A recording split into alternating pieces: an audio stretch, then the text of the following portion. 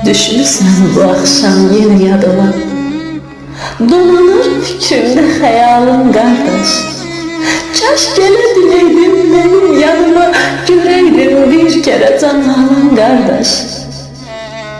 Xatırlayıb o ötən anları mən sənin üçün darıxıram, görmürsən?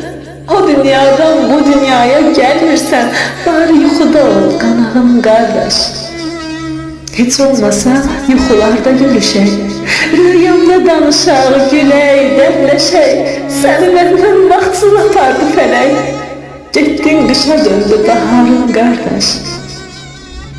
Gördüyüm yuxunu xeyrə yazıram, dünyadan cənnətə məktub yazıram.